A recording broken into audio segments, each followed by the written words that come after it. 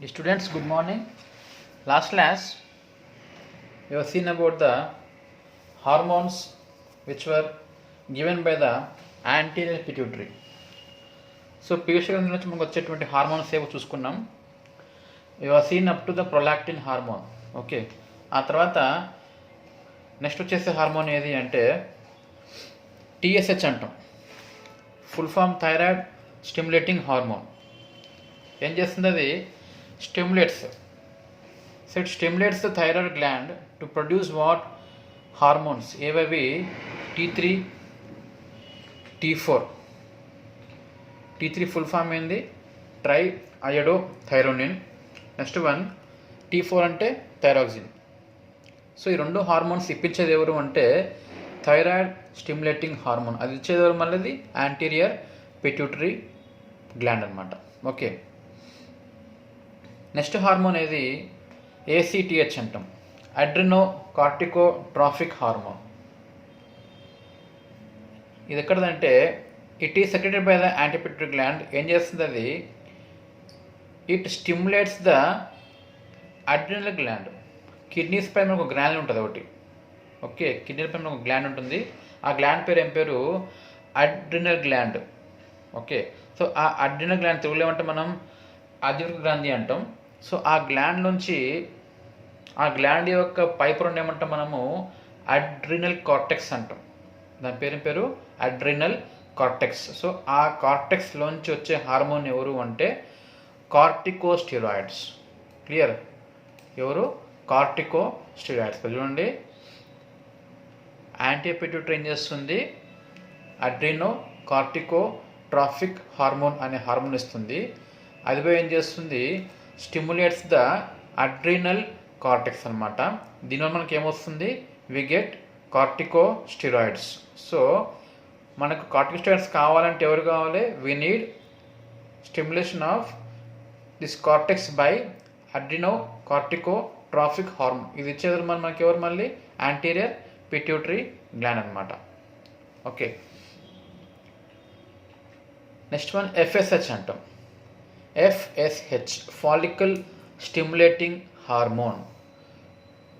So ఫీమేల్స్లో, okay, ఫీమేల్స్లో side మనకు రెండు ఉంటాయి.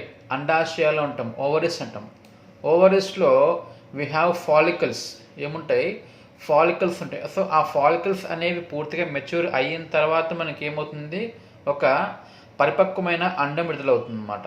ఓకే, సో ఆ పరిపక్వమైన అండం విడుదల మనకి ఏం కావాలి? అలా కావాలంటే ఫస్ట్ మనకు ఫాలికల్స్ అనేవి పూర్తిగా స్టిమ్యులేట్ కావాలి, పూర్తిగా అవి మెచ్యూర్ కావాలి. అలా మెచ్యూర్ చేయించేది ఎవరు అంటే FSH, follicular stimulating hormone. Okay, this is synthesized and given by anterior pituitary gland. ఏం చేస్తుంది ఇది? దీని యొక్క ఫంక్షన్స్ ఏముంటాయి? రెగ్యులేట్స్ ద డెవలప్మెంట్, గ్రోత్, మన యొక్క అభివృద్ధి, ఎదుగుదల. దాంతోపాటు ప్యూబర్టల్ మెచ్యురేషన్ అంటాం. అంటే ఏమిటిది? ప్యూబర్టల్ అంటే the word given by puberty. Puberty అంటే యుక్త వయస్సు. 12 to 14 years ఏమంటాం మనము? ప్యూబర్టీ అంటాం. సో ఆ ప్యూబర్టీ, ఆ ఏజ్లో మనకు కావాల్సినటువంటి మెచ్యురేషన్. సో బై బర్త్ చూస్తే ఎలా ఉంటారంటే గర్ల్ ఆర్ బాయ్స్ అన్నీ సేమ్ ఉంటాయి ఫీచర్స్ వాళ్ళ యొక్క డెవలప్మెంట్లో. ఆఫ్టర్ ప్యూబర్టీ ఏమవుతుంది? We see difference in their body development అనమాట. అలా చేయించేది ఎవరు అంటే FSH, ఫాలిక్యులర్ స్టిమ్యులేటింగ్ హార్మోన్. ఇంకేం చేస్తుంది ఇది? Also for the reproductive processes of the body. Body యొక్క పునరుత్పత్తి కొరకు కూడా ఇది ఉపయోగపడేటువంటి హార్మోన్ అనమాట. ఓకే, ఇది FSH. నెక్స్ట్ వన్ LH అంటాం. ఫుల్ ఫామ్ ఏంది? Luteinizing hormone. It is a hormone produced by again anterior pituitary గ్లాండే. ఇది ఏం చేస్తుంది? ఇన్ ద ఫీమేల్స్ ఏం చేస్తుంది? It is going to trigger the ovulation. What is ovulation? Ovulation అంటే రిలీజ్ ఆఫ్ ఓవం, అండం యొక్క విడుదల. సో LH వల్ల మనకి ఏమవుతుంది? అండం యొక్క విడుదల అవుతుందన్నమాట. ఇందా మనం అనుకున్నాం మనము ఫాలికల్స్ అనేవి మెచ్యూర్ కావడానికి కావాల్సిన హార్మోన్ ఎవరు అంటే FSH. సో ఈ ఫాలికల్స్ అనేవి మెచ్యూర్ అయ్యి అండం ఇవ్వాలంటే మనకు కావాల్సిన హార్మోన్ ఎవరు? LH, luteinising hormone. ఇంకా దేని కొరకు అంటే for the development of corpus luteum. అంటే ఏంది ఇక్కడ generally in case of pregnancy, okay, so ఒకవేళ ఓవం అనేది ఫలదీకరణ చెంది అది ఫర్టిలైజ్ చెంది ఒకవేళ అది అండం అనేది పిండంగా మారిపోతే కనుక దాని డెవలప్మెంట్ మనకి ఏం కావాలి, ప్లాసెంటా కావాలి, మావి కావాలి. మావితో మనకు ఆహారం వస్తుంది బేబీకి లోపల గర్భాశయంలో. సో ఆ మావి డెవలప్మెంట్ కావాల్సింది ఎవరు అంటే కార్పస్ ల్యూటియం అనేది కావాలి. ఓకే, అండాశయంలో కార్పస్ ల్యూటియం అనేది అభివృద్ధి చెందితే మనకి ఏమవుతుంది, మావి ఏర్పడుతుంది. సో ఇలా చిందించేది ఎవరు, అభివృద్ధి చెందించి మనకి ఎవరు కావాలి, ల్యూటినైజింగ్ హార్మోన్ అవసరం ఉంటుంది. In females. ఇన్ మేల్స్ అయితే మనకి ఏమని చేస్తుంది ఇది అంటే ఇది సెక్స్ హార్మోన్ ఏదది టెస్టోస్టిరాన్ అనే హార్మోన్ని ఇది స్టిమ్యులేట్ చేస్తుంది అన్నమాట. ఇక్కడ ఏమవుతుంది, ఇది it gives out a hormone called as testosterone. ఇది మనకి ఏమనికి వస్తుంది అంటే మగవాళ్ళల్లో ఇన్ ద మేల్స్ వచ్చేటువంటి సెకండరీ సెక్షువల్ క్యారెక్టర్స్ అంటే 12 to 14 ఇయర్స్ తర్వాత వాళ్ళలో కనిపించేటువంటి సెక్షువల్ క్యారెక్టర్స్కి కారణం ఎవరు అంటే టెస్టోస్టిరాన్. ఇది పిలిచేది ఎవరు, ల్యూటినైజింగ్ హార్మోన్. ఓకే, నెక్స్ట్ ఇవన్నీ ఇందాక చూసినాయి మనం అవన్నీ యాంటీరియర్ లోబ్లో ఉండే హార్మోన్స్. ఇప్పుడు మధ్యలోది, okay, this is the intermediate, మధ్యలో చూద్దాం. What is the function of this one? This is called as intermediate lobe of pituitary gland. అదేం చేస్తుంది, gives a hormone called as alpha and beta MSH, melanocyte stimulating hormone. What is the meaning of melanocyte? Melanocyte అన్నాం, C Y T. Site అంటే కణము, ఎరిథ్రోసైటు, లింఫోసైటు, మోనోసైటు. ఇక్కడ సివైటి అంటే cell, కణము. Melanocyte అంటే ఏంది, melanin అనేటువంటి పిగ్మెంట్ను, pigment అంటే వర్ణకం, కలర్, రంగు.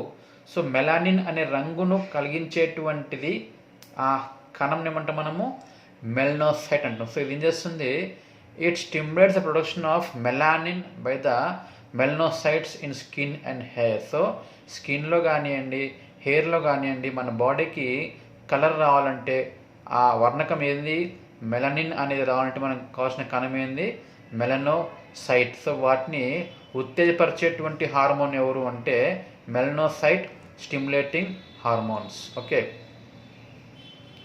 ఇంకేం చేస్తాయి ఇవి కావాలంటే MSH signals to the brain has effects on the appetite and sexual arousal. ఇది కూడా ఏం చేస్తుంది, ఇంకొక ఫంక్షన్ ఏంటంటే మన ఆకలి గురించి at same time sexually arouse చేయడానికి కూడా ఇది మనకు ఉపయోగపడుతుంది.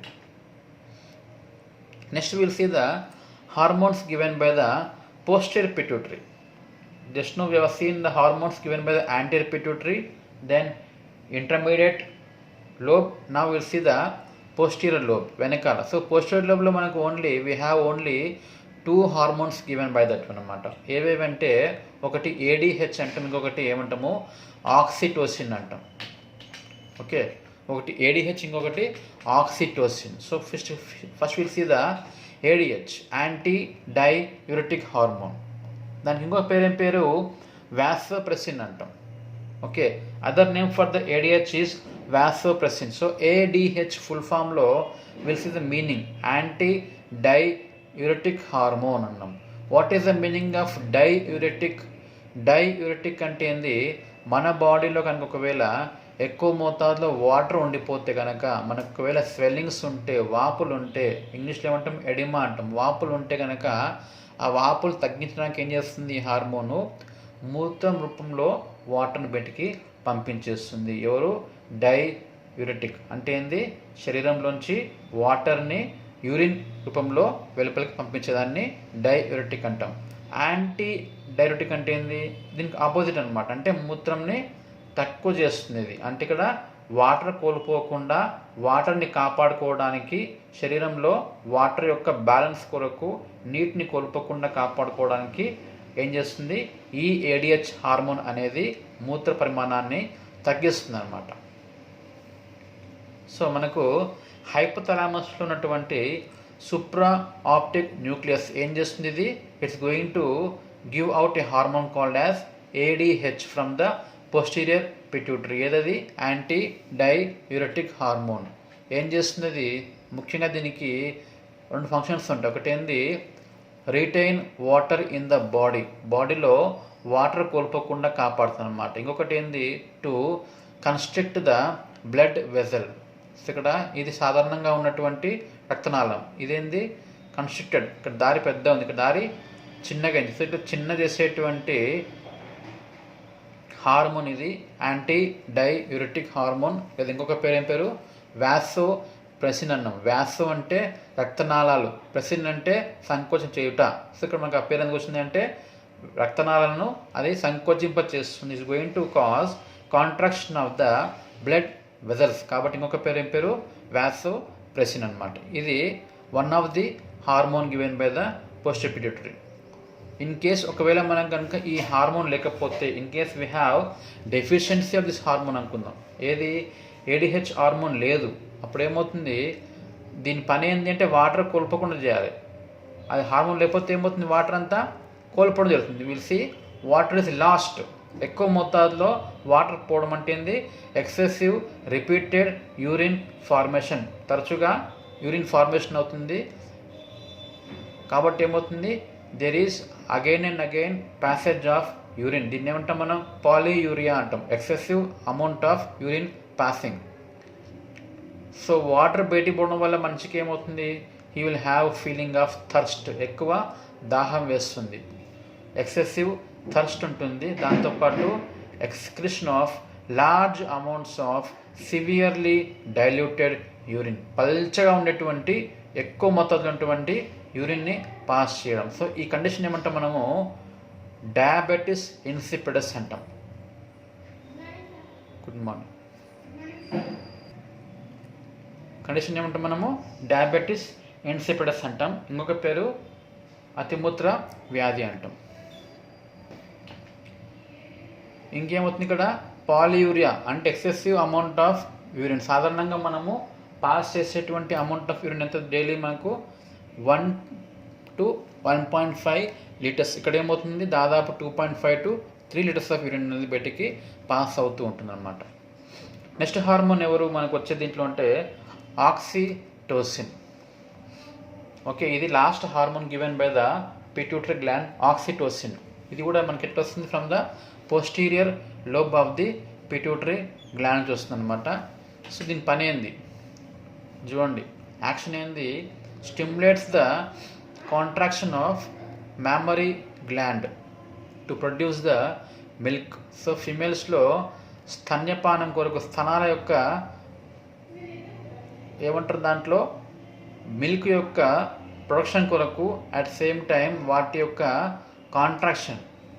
మనకు ఇందాక ఒక హార్మోన్ చూసినాం మనం ప్రొలాక్టిన్ అని చెప్పేసి. ప్రొలాక్టిన్లో లాక్టో అంటే మిల్క్ ఏం చేస్తుంది, అది బ్రెస్ట్లో మిల్క్ యొక్క ఉత్పత్తికి ఉపయోగపడుతుంది. సో ఉత్పత్తి అయిన మిల్క్ అనేది ఏం కావాలి, బయటికి రావాలి కదా. సో అలా రావడానికి ఆ బ్రెస్ట్ని కాంట్రాక్ట్ చేయించేది ఎవరు అంటే ఆక్సిటోసిన్. ఓకే, ఇది ఏం చేస్తుంది, it's going to contract the muscles of mammary gland, breast for the ఏమంటారు అది గివింగ్ ఆఫ్ మిల్క్ అనమాట. ఇంకొక ఫంక్షన్ ఏముంటుంది, గర్భాశయం ఉంది కదా, it's going to contract the muscles of uterus. సాధారణంగా ఆఫ్టర్ 9 months ఆఫ్ ప్రెగ్నెన్సీ ఏమవుతుంది, నొప్పులు రావాలి కదా, పెయిన్స్ రావాలి. వాటిని ఏమంటాం మనము లేబర్ పెయిన్స్ అంటాం, ప్రసవ నొప్పులు. ఆ నొప్పులు రావడానికి కారణం ఎవరు అంటే ఆక్సిటోసిన్ అనే హార్మోన్. ఇదేం చేస్తుంది, గర్భాశయ కండరాలను నొప్పులు కలిగించి ప్రసవ ప్రక్రియను స్టార్ట్ చేస్తుంది అనమాట. At same time even in case of menses, దాంట్లో కూడా మెన్స్ట్రల్ ట్రైన్ మనకి ఏమవుతుంది, చాలామందికి ఆడవాళ్ళకు పెయిన్ వస్తుంది, ఉదరంలో నొప్పి, కడుపు నొప్పి. కారణం ఎవరు అంటే ఈ ఆక్సిటోసిన్ ఏం చేస్తుంది, గర్భాశయ కండరాలను సంకోచింపచేసి పెయిన్ని కలిగిస్తుంది అనమాట. ఇది action of oxytocin. Now next will see the new gland. అది ఎవరు అంటే థైరాయిడ్ గ్లాండ్.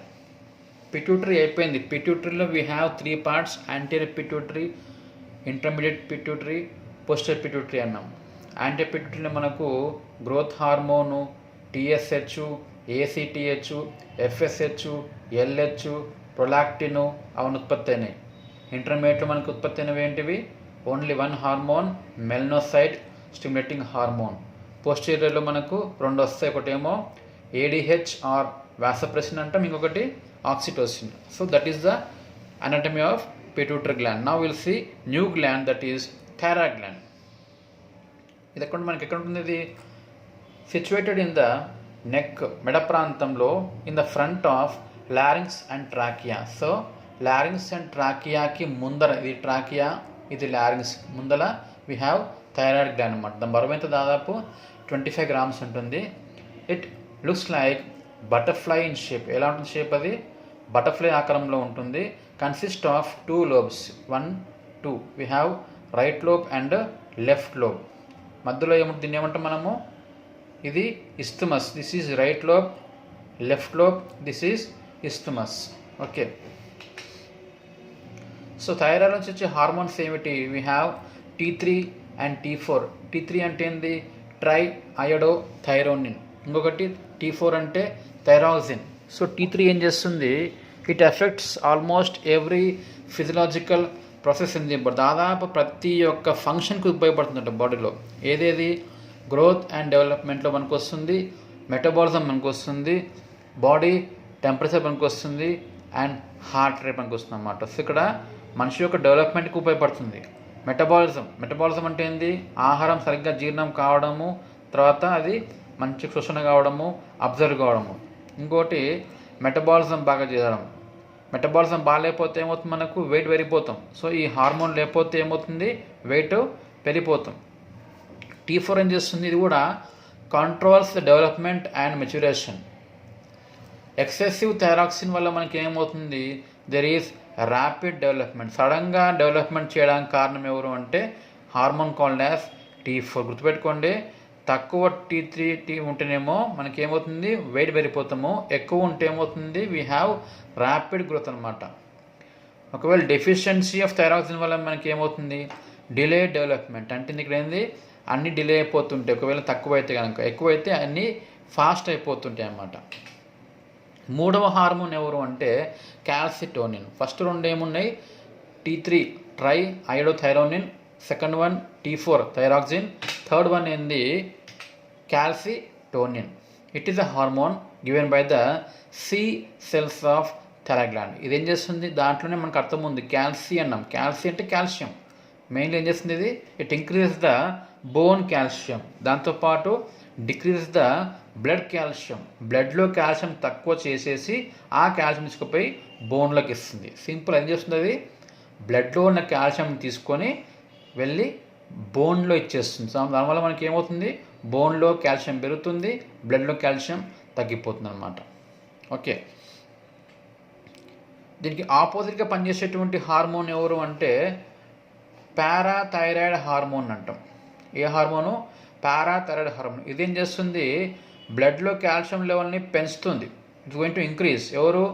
Parathyroid hormone. తగ్గించేది ఎవరు? క్యాల్సిటోనిన్. గుర్తుపెట్టుకోండి, calcitonin will decrease the blood calcium, whereas parathyroid will increase the blood calcium. So ఒకవేళ థైరాయిడ్ గ్లాండ్ మనకి లేకపోతే ఏమవుతుంది చూడండి. It is not absolutely essential, కానీ ఒకవేళ అది తీసేస్తే కనుక ఏమవుతుంది? Poor resistance to the cold. వాళ్ళకి చలి అంటే వాళ్ళు తట్టుకోలేరు, విపరీతమైన చలి వస్తుందన్నమాట. Mental and physical slowing. మానసికంగా శారీరకంగా స్లోగా అయిపోతారు. దేంట్లో వాళ్ళు ఫాస్ట్గా ఉండరు. ఇంకా చిన్నపిల్లలు ఏమవుతుంది? Mental retardation. మానసికంగా వాళ్ళు డెవలప్మెంట్ ఉండదు. శారీరకంగా వాళ్ళు పెరిగిపోతుంటారు కానీ మానసికంగా పెరగడం. అంటే వాళ్ళకి ఫిజికల్లీ వాళ్ళ వయసు 20 ఏళ్ళు ఉంటుంది, మానసికంగా వాళ్ళ వయసు 5 ఏళ్ళే ఉంటుంది అనమాట. అంటే వాళ్ళు ఫిజికల్లీ శారీరకంగా పెరుగుతారు కానీ మానసికంగా వాళ్ళ డెవలప్మెంట్ ఆగిపోతుంది అనమాట. దీని ఏమంటాం మనము? Mental retardation. ఇంకేముంటుంది? డ్వార్ఫిజం అంటాం. డ్వార్ఫిజం అంటే మరుగుజ్జు, పొట్టిగా ఉండడం, డెవలప్మెంట్ గ్రోత్ లేకుండా పొట్టిగా ఉంటే డ్వార్ఫిజం అంటాం. ఇంకా ఒక్కసారి ఏమవుతుంది? Enlargement of thyroid gland. గొంతులో ఏమవుతుంది? థైరాయిడ్ గ్రంథి పెరుగుతుంది. దీన్ని ఏమంటాం మనము? We call it as goiter. ఏమంటాం? గోయిటర్ అంటాం. కారణం ఏంది? Because of deficiency of iodine. Iodine లేకపోవడం వల్ల వస్తుంది. లక్షణాలు ఏముంటాయి? స్వెల్లింగ్ ఇన్ ద నెక్ ఉంటుంది, బ్రీతింగ్ డిఫికల్టీస్, ఊపిరి కష్టంగా ఉంటుంది, కాఫ్ దగ్గు ఉంటుంది, గొంతు ప్రాంతంలో హోర్స్నెస్, బొంగురుపోయిన గొంతు అనమాట. గొంతు క్లియర్గా రాదు, టోన్ మంచిగా రాదనమాట. ఇంకా స్వాలింగ్ డిఫికల్టీస్, మింగడంలో కష్టంగా ఉంటుంది. దీన్ని ఏమంటాం మనం? డిస్ఫేజియా అంటాం. డిస్ఫేజియా అంటే ఏంది? డిఫికల్టీ ఇన్ స్వాలోయింగ్, మింగడంలో ఇబ్బందిగా ఉండుట. ఒకవేళ ఈ గ్లాండ్లోంచి హార్మోన్స్ తగ్గిపోతే కండిషన్ ఏమంటాం? హైపోథైరాయిడిజం అంటాం. దీంట్లో సిమ్టమ్స్ ఏముంటాయి? T3 అండ్ T4 తగ్గిపోవడం వల్ల సిమ్టమ్స్ ఏముంటాయి? గాయిటర్ ఉంటుంది, ఇంత మనం చూసినాం, వాపు, ఏది? గొంతు వాపు. ఇంకా పఫినెస్ ఆఫ్ ఫేస్ అంతా ఉబ్బిపోవడం. విత్ పెరి ఆర్బిటల్ స్వెల్లింగ్, అంటే కంటి చుట్టూ వాపు రావడం. దీన్ని ఏమంటాం మనం? వాపు వస్తే పెరి ఆర్బిటల్ స్వెల్లింగ్ అంటాం. ఇంకేముంటుంది? లాస్ ఆఫ్ స్కాల్ప్ హెయిర్, స్కాల్ప్లో, తలలో ఏమవుతుంది? హెయిర్ అనేది కోల్పోతారన్నమాట. ఇంకా టోసిస్ అంటే ఏంది? డ్రూపింగ్ ఆఫ్ అప్పర్ ఐలిడ్, కండ్రెప్పలు చూస్తే పై కండ్రెప్ప ఏమవుతుంది? కింది పడిపోతుంది అన్నమాట. అంటే పూర్తిగా ఓపెన్ కాదనమాట, సగం తెచ్చుకుంటుంది, ఎప్పుడు మొత్తము ఓపెన్ తెచ్చుకోలేడు. దాన్ని ఏమంటాం మనము? టోసిస్ అంటాం. ఇంకా dry, thick and rough and yellow skin, పొడిబారినటువంటి చర్మం ఉంటుంది అన్నమాట వీళ్ళకి, డ్రై స్కిన్ ఉంటుంది ఎప్పుడు. ఇది హైపో. ఇది ఇప్పుడు హైపర్ అంటే ఎక్కువ. ఒకవేళ T3 T4 ఎక్కువైపోతే లక్షణాలు ఏముంటాయి? ఇక్కడ చూడండి, T3 T4 ఈజ్ ఇంక్రీజ్డ్, అప్పుడు ఏమవుతుంది? సిమ్టమ్స్ ఏముంటాయి? అప్పుడు కూడా we have enlargement of thyroid gland. దాంతోపాటు ఎగ్జాఫ్థాల్మస్ అంటాం. ఎగ్జాఫ్థాల్మస్, ఆఫ్థాల్మో అంటే కన్ను, ఆఫ్థాల్మో అంటే కన్ను, ఐ. ఎగ్జో అంటే బయటికి. ఇక్కడ మనకి ఏమనిపిస్తుంది అంటే కన్నుగుడ్డు బయటికి వచ్చిన ఫీలింగ్ వస్తుంది. ఆ ఫీలింగ్ బయటికి రాదు, కానీ కన్నురెప్పలు ఏమవుతాయి? వెనక్కి వెళ్ళిపోతాయి అన్నమాట. వెనక్కి వెళ్ళిపోవడం వల్ల కనుగుడ్డు పెద్దగా అనిపిస్తుంది. దీన్ని ఏమంటాం మనము? ఎగ్జాఫ్థాల్మస్ అంటాం. లేదా ప్రొట్రూడింగ్ ఐస్, బయటికి చొచ్చుకొచ్చినట్టుగా కనిపించేటువంటి కన్నుగుడ్డు, అదేం రాదు, కానీ దానికి పైన కింద ఉన్నటువంటి కన్నురెప్పలు వెనక్కి వెళ్ళి ఈ గుడ్డు మనకి బయటకు వచ్చినట్టుగా వస్తుంది. దాని కండిషన్ ఏమంటాం మనం? ఎగ్జాఫ్థాల్మస్ అంటాం. ఇది symptom of hyperthyroidism. Next gland ఎవరు? Parathyroid glands. We have seen pituitary gland. Now we are going to see the thyroid over. Now parathyroid glands. అంటే ఏంటివి అవి? థైరాయిడ్ గ్లాండ్కి వెనుక వైపున ఉన్నటువంటి 4 చిన్న గ్లాండ్స్ ఇక్కడ ఇక్కడ ఇక్కడ ఇక్కడ ఉన్నాయి. We can see here there are totally 4 small glands అన్నమాట.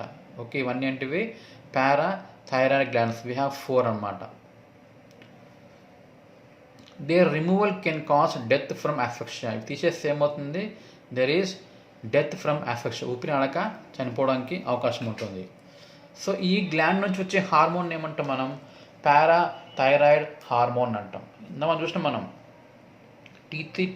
థైరాయిడ్ గ్లాండ్ నుంచి వచ్చే 3వ హార్మోన్ ఎవరు? క్యాల్సిటోనిన్. అదేం చేస్తుంది? బ్లడ్ కాల్షియంని తగ్గిస్తే ఈ హార్మోను బ్లడ్ కాల్షియంని పెంచుతుంది. గుర్తుపెట్టుకోండి, calcitonin will decrease the calcium level of blood, whereas parathyroid hormone will increase the calcium level of the blood అనమాట. ఒకవేళ ఈ గ్లాండ్ తేడా ఉంటే లక్షణాలు ఏముంటే మనకు రికెట్స్ అంటాం. It disease characterised mainly by bone deformities, బోన్లో వైకల్యాలు ఉంటాయి అన్నమాట. ముఖ్యంగా చిన్నపిల్లలు ఏమవుతాయి? ఎముకలన్నీ మెత్తగా ఉండి వంగిపోతాయి, deformed bones. Thick wrist and ankles, ankles ఎంత మందంగా ఉంటాయి. ఇక్కడ చూడండి, యాంకిల్స్ మందంగా ఉంటాయి. రిటార్డెడ్ గ్రోత్, డెవలప్మెంట్ ఉండదు, పెరగడం ఉండదు అనమాట. అన్ని బోన్స్ అన్ని కరువుగా ఉంటాయి, జాయింట్స్ పెద్దగా ఉంటాయి అన్నమాట. బౌడ్ లెగ్స్, విల్లు ఆకారంలో వంగిపోయి ఉన్నటువంటి కాళ్ళు ఉంటాయి అన్నమాట. పెద్దవారిలో అయితే ఏమవుతుంది? Osteo Malaysia. పిల్లల్లో అయితే రికెట్స్ అంటాము, పెద్దవారిలో అయితే ఆస్టియో మలేషియా. అంటే ఇక్కడ ఏమవుతుంది? దీంట్లో కాల్షియం అనేది బ్లడ్లో లేకపోవడం వల్ల, విటమిన్ డి లేకపోవడం వల్ల వాళ్ళకి ఏమవుతుంది? ఈజీగా వెనుపాము అనేది వంగిపోతుంది అనమాట. ఓకే, దీన్ని మనము ఆస్టియో మలేషియా అంటాం. ఒకవేళ థైరాయిడ్ గ్లాండ్ తగ్గిపోతే ఏమవుతుంది? పారాథైరాయిడ్ తగ్గిపోతే, డెఫిషియన్సీ ఉంటే, హైపో పారాథైరాయిడ్ ఉంటే మనకి ఏమవుతుంది? కాల్షియం ఇన్ ద బ్లడ్ తగ్గిపోతుంది. అప్పుడు వాళ్ళకి ఏమవుతుందంటే సైకియాట్రిక్ డిస్టర్బెన్సెస్, మానసికంగా వాళ్ళు డిస్టర్బ్ అయిపోతుంటారు అన్నమాట. పారాస్థెసియా, స్కిన్ యొక్క సెన్సేషన్ తగ్గిపోతుంది. డెవలప్మెంట్ ఆఫ్ క్యాట్రాక్ట్ అంటాం. కంటి లోపల తెల్లని పొర ఉంటుంది, పువ్వు అంటాం కదా కంటిలో, దాని ఏమంటే ఇంగ్లీష్లో మనం క్యాట్రాక్ట్ అంటాం. అది కూడా అయ్యే అవకాశం ఉంటుందన్నమాట. ఇది పారాథైరాయిడ్ థైరాయిడిజం. ఒకవేళ ఎక్కువ అయితే ఏమంటాము హైపర్ పారాథైరాయిడిజం. దీంట్లో మనకి లక్షణాలు ఏముంటాయి, ఫార్మేషన్ ఆఫ్ రినల్ క్యాలిక్యులై, కిడ్నీలో స్టోన్స్ ఏర్పడుతూ ఉంటాయి. పాలియూరియా, ఎక్కువ మోతాదులో యూరిన్ ఫామ్ కావడము. పాలిడిప్సియా, ఎక్కువ దాహం వేయడము. యానరెక్సియా, ఆకలి లేకపోవడము. మజిల్ వీక్నెస్, కండరాల యొక్క బలహీనత. జనరల్ ఫ్యాటిగ్, ఎక్కువ అలసిపోవుట.